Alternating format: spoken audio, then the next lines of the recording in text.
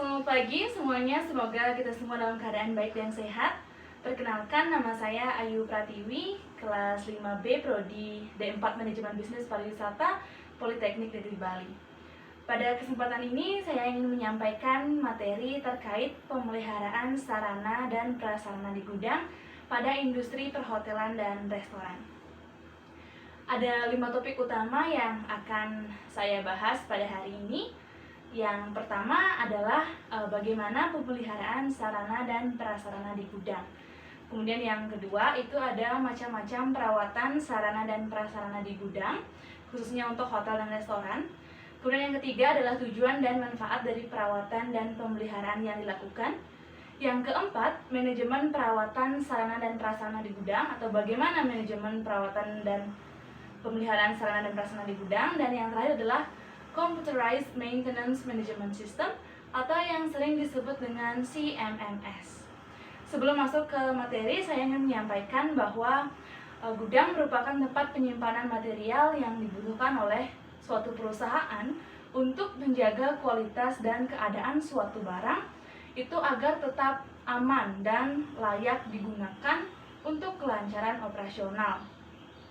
Sehingga kebutuhan dan kemampuan setiap perusahaan tentu akan berbeda, baik dari segi ukuran gudang, kemudian pemilihan lokasi, layout atau tata letak, serta peralatan yang dibutuhkan. Hal ini akan dipengaruhi oleh jenis usaha, kemudian anggaran biaya, karena setiap perusahaan itu memiliki anggaran biaya yang berbeda-beda, serta jenis barang yang akan disimpan. Kemudian sekarang masuk pada materi pertama, yaitu tentang pemeliharaan gudang. Jadi dalam pemeliharaan sarana dan prasarana di gudang, kita harus mengetahui terlebih dahulu jenis sarana dan prasarana itu sendiri. Jadi sarana itu dibedakan menjadi dua, yaitu sarana teknis dan sarana administrasi. Sarana teknis adalah sarana yang digunakan secara teknis atau real mendukung penjagaan kualitas barang atau material dari segi penyimpanannya, seperti rak, palet, hand truck, ataupun forklift jika memang gudangnya luas dan rak penyimpanannya tinggi, sehingga forklift akan berguna untuk mengangkut barang yang berukuran kecil namun memiliki bobot yang berat.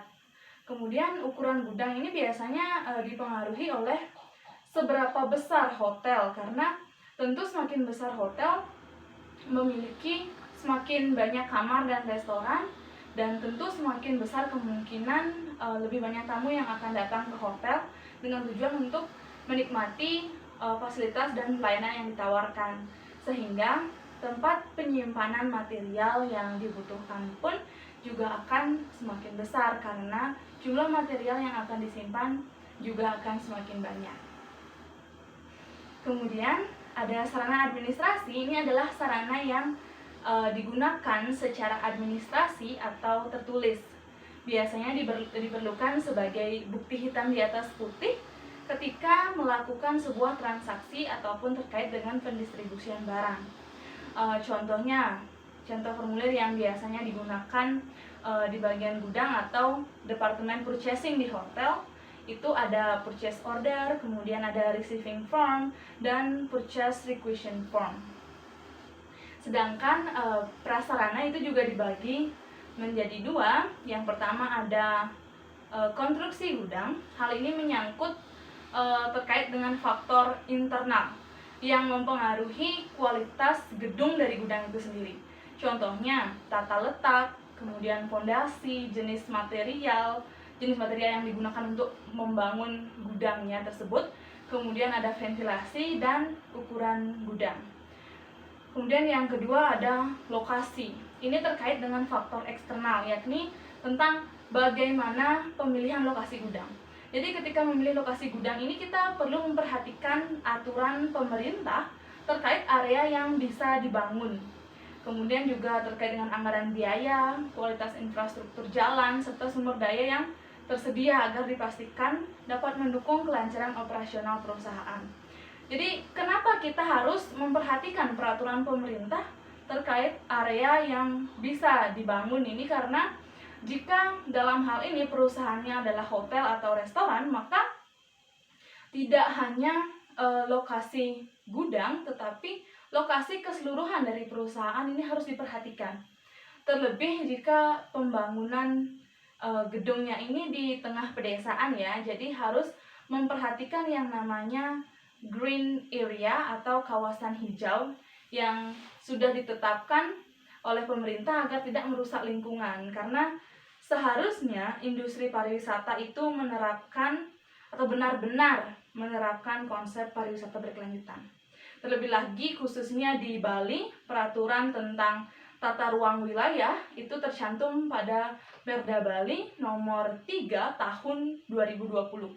Dijelaskan bahwa suatu pembangunan itu harus berlandaskan kebudayaan Bali sesuai dengan visi pembangunan daerah, yaitu Nangun Satkertilo ke Bali dan Trihita Karana, sehingga setiap pembangunan di suatu daerah itu harus memiliki izin resmi yang ditandatangani oleh setiap kepala daerah. Kemudian kita masuk ke materi yang kedua, itu ada macam-macam perawatan sarana dan prasarana di gudang. Yang pertama adalah perawatan suku cadang.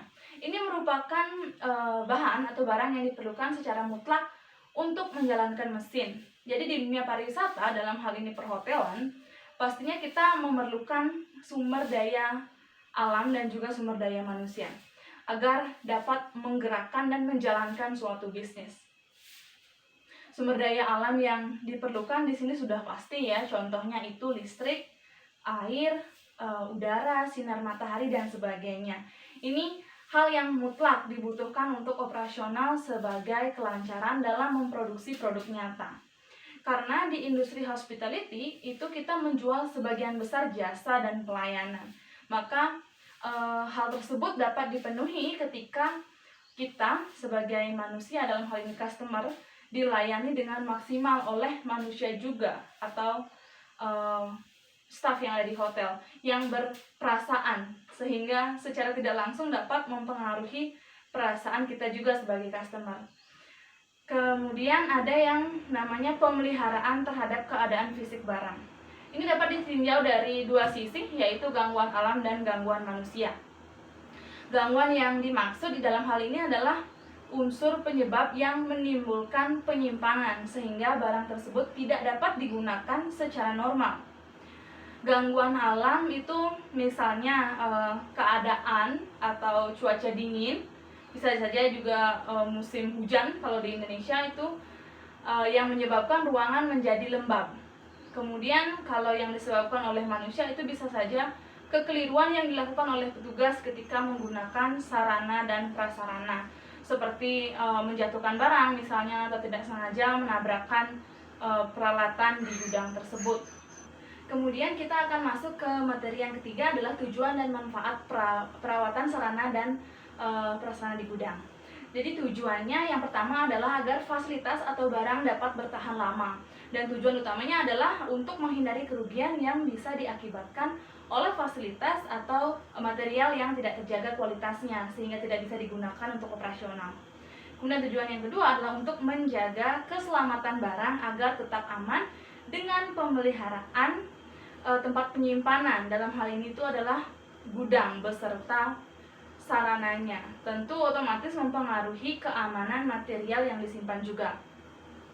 Kemudian tujuan selanjutnya adalah agar barang tersebut dapat digunakan seefisien dan seefektif mungkin. Jika penataan dan perawatan barang diperhatikan, maka pasti barang tersebut dapat digunakan dalam jangka waktu yang lama, sehingga akan otomatis berpengaruh terhadap biaya penyusutan yang dikeluarkan.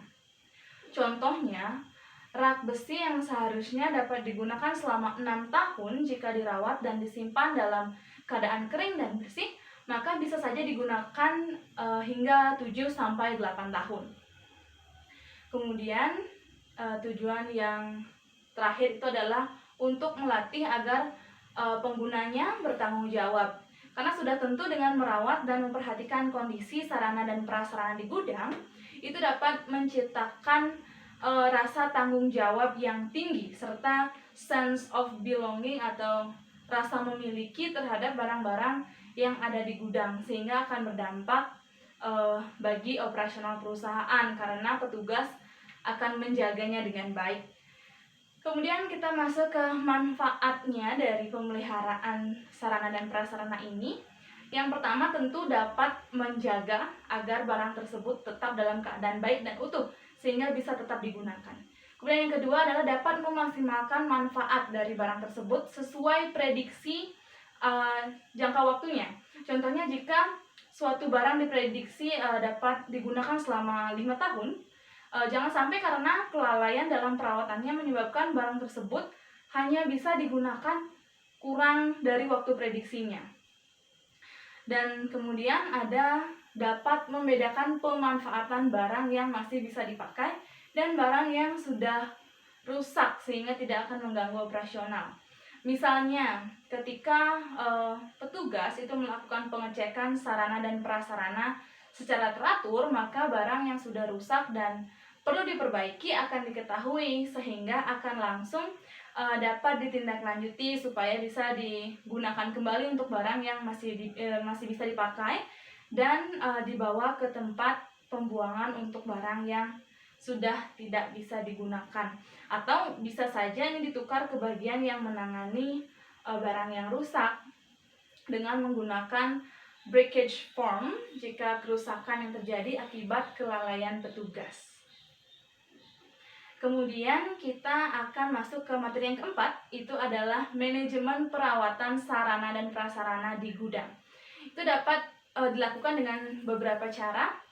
Yang pertama adalah pemeliharaan berdasarkan waktu. Pemeliharaan berdasarkan waktu ini dapat dikategorikan dalam pemeliharaan sehari-hari dan berkala. Jadi pemeliharaan sehari-hari ini biasanya dilakukan oleh petugas dan karyawan yang menggunakan barang tersebut secara setiap hari agar kebersihannya tetap terjaga dan menghindari kerusakan yang lebih parah. Pemeliharaan berkala ini dilakukan setiap jangka waktu tertentu. Contohnya seminggu sekali, 2 minggu sekali, atau mungkin 2 bulan sekali dan sebagainya. Jadi pemeliharaan berkala ini biasanya dilakukan oleh petugas khusus penanganan pemeliharaan barang di gudang. Dan kemudian ada juga pemeliharaan berdasarkan jenis barang. Ini ada pemeliharaan barang bergerak dan barang tidak bergerak. Kalau barang bergerak ini barang atau alat yang bertenaga mesin digerakkan oleh manusia. Misalnya forklift atau kontainer yang menggunakan tenaga mesin untuk beroperasi, ataupun alat yang digunakan secara manual tetapi tenaga mesin tanpa tenaga mesin, maksud saya seperti hand truck. Pemeliharaan barang tidak bergerak ini data langsung setiap hari maupun berkala untuk mengetahui sejauh mana kualitas barang tersebut masih dapat digunakan. Misalnya kebersihan area gudang, kemudian instalasi listrik dan instalasi air juga dapat dilakukan secara berkala. Dan materi yang terakhir adalah Computer Maintenance Management System, merupakan suatu sistem atau software dalam program komputer yang digunakan untuk memudahkan, mengefektifkan, dan meningkatkan performa dari segi proses dan tata pola kerja bagian pemeliharaan di gudang. Ini juga sering disebut dengan CMMS. Ini yang memungkinkan staf bagian perbaikan ini memiliki pandangan yang lebih luas dari proses maintenance. Kemudian juga membantu menurunkan biaya perawatan, mengurangi kerusakan mesin dalam jangka waktu yang panjang, serta meningkatkan kemampuan atau kuantitas dari perencanaan maintenance. Jadi dalam dunia perhotelan, CMMS ini digunakan oleh 3 kategori pengguna, yaitu administrator, manajer, dan karyawan. Jadi karyawan ini memiliki akses untuk melihat dan mengerjakan perawatan, melihat dan melaporkan kerusakan, kemudian memperbaiki kerusakan dan melakukan pelaporan lokasi terakhir. Kemudian yang kedua ada manajer, ini memiliki akses untuk melihat perawatan tersebut, juga melaporkan kerusakan, mencatat lokasi akhir, dan melihat laporan. Dan yang terakhir adalah administrator atau admin, ini memiliki akses untuk melakukan pengolahan data serta pembuatan laporan. Sekian materi yang dapat saya sampaikan tentang pemeliharaan sarana dan prasarana di gudang, terutama untuk industri perhotelan dan restoran. Saya mohon maaf jika ada kesalahan kata yang saya lakukan. Saya tutup dengan Pramo Santi. Om Santi, Santi, Santi, Om.